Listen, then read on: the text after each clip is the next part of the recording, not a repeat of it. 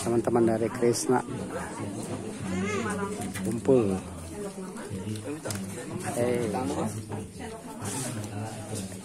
Ya.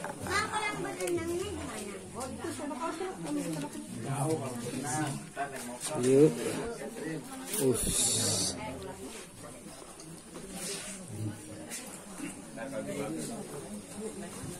Baik, tepuk tangan buat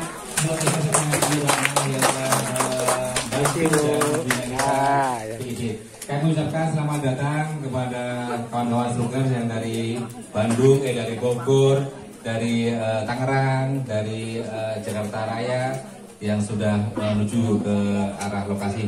Kang Asep, luar biasa. Bu, iya Bu, iya ya, makasih. Juga nanti kamu bisa berinteraksi. Bapak Ibu dan sahabat semuanya, untuk memeriahkan pada kegiatan hari ini, kita akan jel lagi ya, biar lebih meriah.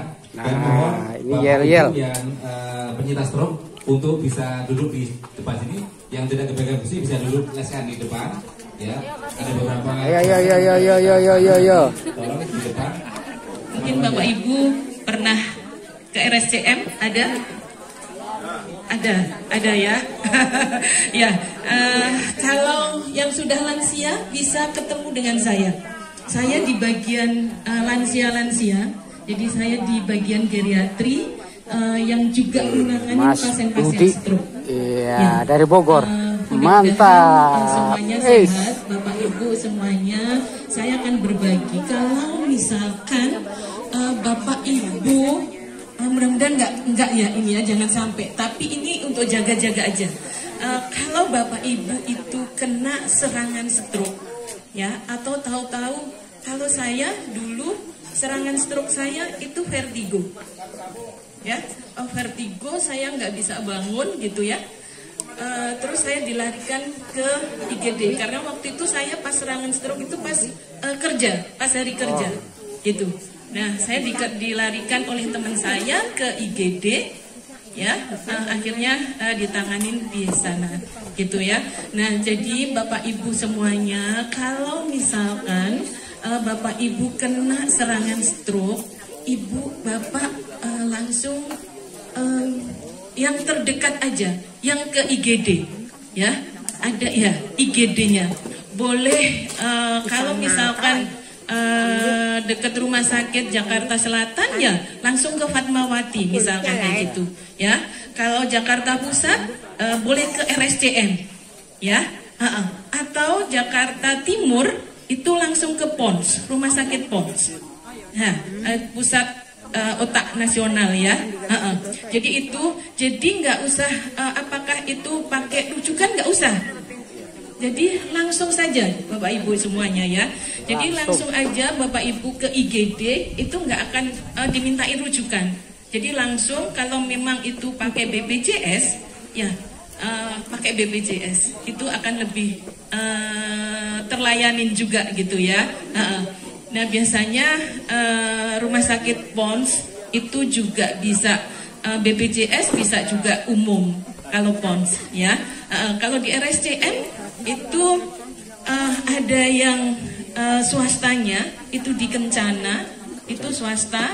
Jadi di Kencana itu menerima pasien-pasien swasta, jadi bisa langsung ke IGD. Kalau di RSCM yang biasa langsung ke IGD-nya juga. Jadi nggak usah menunggu pakai rujukan. Bapak Ibu semuanya ya. Kalau misalkan ada gejala, oh ya kok saya lemes-lemes ya, Ibu Bapak langsung aja ke IGD-nya ya. Jadi nggak usah di poli. Tapi biasanya kalau di IGD itu setahu saya kalau di RSCM itu di atas jam 2 ya, di atas jam 2 kayak gitu. Tapi kalau memang itu kritis ya langsung aja ke IGD juga nggak apa-apa gitu ya Bapak Ibu semuanya. Nah, pengalaman saya 11 tahun kena stroke. Memang saya yang 11 tahun saya rasakan memang waktu pertama adalah drop ya, Bapak Ibu semuanya. Jadi saya gimana ini, saya kok nggak bisa duduk aja, nggak bisa tegak. berdiri aja saya belum bisa gitu ya. Nah, karena saya seorang fisioterapi, saya harus semangat gitu ya. Saya biasa melatih pasien, kok saya kena ini ya, kayak gitu. Nah, akhirnya dari diri saya sendiri, terutama adalah dari diri saya sendiri. Jadi diri kita sendiri, semangat itu, Ibu, kita tumbuhkan supaya penyakit yang kita alamin ini akan lebih baik, gitu. Ya, alhamdulillah waktu itu saya hanya yang kena keseimbangan saya, gitu ya. Jadi untuk jalan, alhamdulillah anggota gerak saya nggak apa-apa, gitu.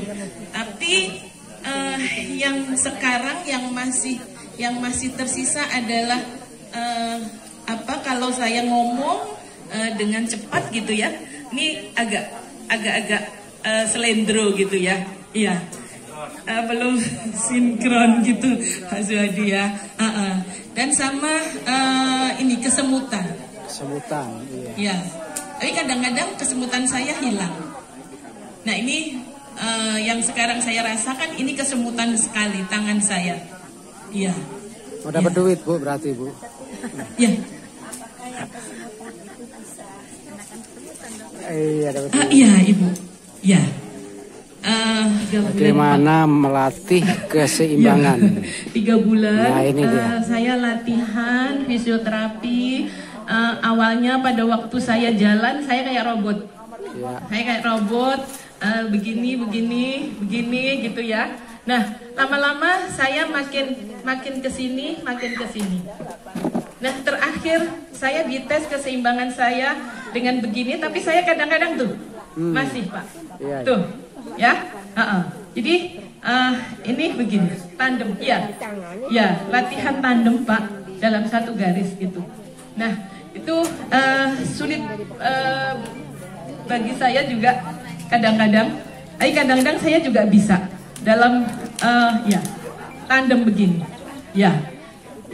Makin lama makin gitu. Jadi latihannya dari yang lebih lebar dulu, baru makin lama makin rapat. Ya, gitu. Ya, mungkin itu Pak. Latihan keseimbangan. Ya. Ada lagi? Ya Pak. Ya. Ya. Posisi tangan kalau Bapak ada kantong, masukkan ke kantong Pak. Ya, masukkan ke kantong, atau Bapak bisa ke sini. Atau ke belakang. Tangan ke belakang atau tangan di kantong. Nah, itu Bapak bisa ke belakang Pak. Tangannya. Tangannya ke belakang, atau Bapak ada kantong, masuk ke sini. Ya, sehingga Bapak nanti ini juga bisa untuk merangsang supaya lututnya ini tetap naik. Tidak, ini begini. Nah, ini kalau misal begini, tepok aja nih. Gitu, ya Pak. Tepok. Lutut yang diangkat, bukan pahanya yang diangkat. Gitu ya, bukan panggulnya yang diangkat. Karena memang posisi stroke itu adalah begini, gitu ya. Begini gitu ya. Tapi tidak begitu, tapi ini angkat lutut, Iya. Jalan angkat lutut, bukan panggulnya. Itu bagi orang-orang stroke ini adalah hal yang sulit ya. Memang harus tetap latihan Pak. Apa yang dianjurkan oleh misalkan fisioterapi atau Bapak okupasional terapi, nah itu harus misalkan, oh ya ini tok kram ya, misalkan ini, nah ini Bapak latihan aja nih, misal berdiri ya, berdiri, gini aja, nih, tahan, lepas lagi. Tahan, lepas lagi. Yang ditahan adalah kaki yang sini Pak. Nah, berusaha pada waktu pada waktu berdiri ya. Ini jangan begini, ini diposisikan dulu Pak. Posisi yang bagus dulu, jangan mencengkeram. Ya, jangan mencengkeram sehingga ini posisi Bapak tetap ya. Ini dari sini, ini ke sini. Ini ke sini. Ini ke sini. Ini ke sini. Atau bisa juga latihan ini begini Pak. Nah, ini sekaligus untuk squat ini ya. Nah, begitu Pak. ya, atau bisa juga begini. Ini Nah ini melatih tapi untuk kaki yang Bapak suka mencengkram diluruskan ya. dulu. Ininya diluruskan dulu, gitu, ya.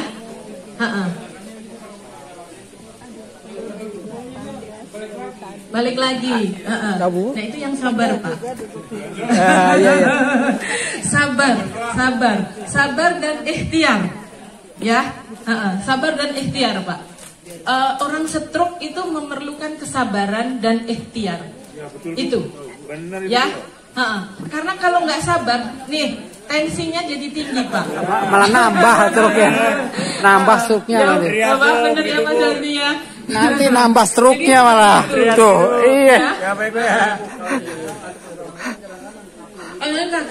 Makanya itu nggak boleh, harus tenang Pak.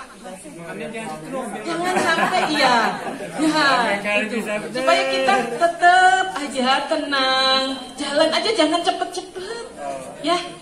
Kalau masih kalau seperti saya udah ya Pak, bisa ya jalan. Tapi kalau yang masih ya saya latih supaya tidak jeglek, sehingga nanti kalau ini jeglek begitu Pak, lututnya akan sakit. Ya, jadi sedikit ya. Makanya latihan-latihan untuk otot quadricep ini penting sekali. Misalkan latihan yang begini, ya, terus ini latihan begini, Pak Suhadi sering mengeser ya, latihan-latihan yang diberikan Pak Suhadi itu, ya. Yang penting itu. Terus satu lagi mungkin Pak Suhadi ya, ini untuk jalan, ya, untuk jalan Bapak yang dipikirkan di sini adalah angkat lutut, bukan angkat pahanya, tidak, ya, tapi angkat lutut, ya. Jadi bukan angkat pahanya, enggak, ya. Yang dipikirkan pertama adalah jalan angkat lutut, gitu, ya. Gitu mungkin ya.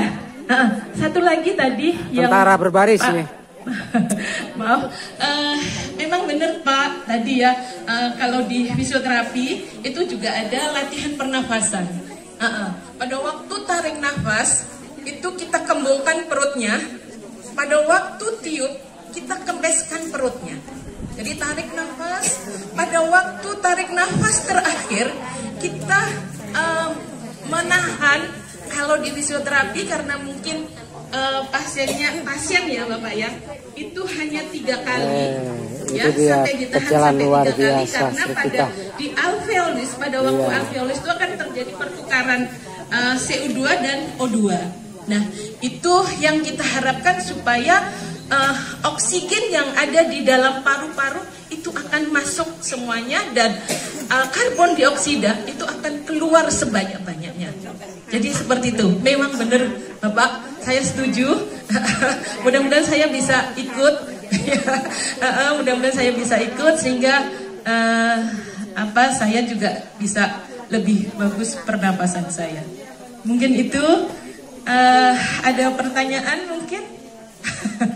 Ya, saya hanya sharing saja. Mudah-mudahan Bapak Ibu semuanya selalu dalam keadaan sehat, bugar, amin, dan sejahtera. Ya. Bahagia bersama Kresna. Amin.